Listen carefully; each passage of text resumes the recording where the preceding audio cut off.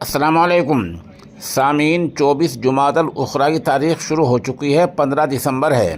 خبر کا عنوان ہے باغپت کے چیئرمین عدالت سے بحال ہو گئے ہیں۔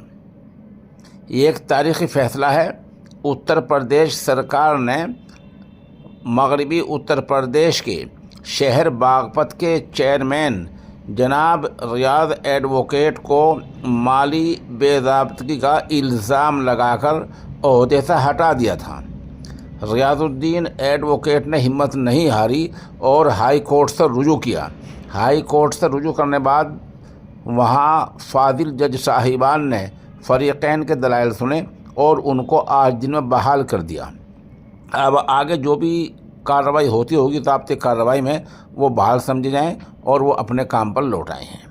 خبر کے لیے ہم وہیں سے جناب انم خان شیروانی کے نہایت شکر گزار ہیں۔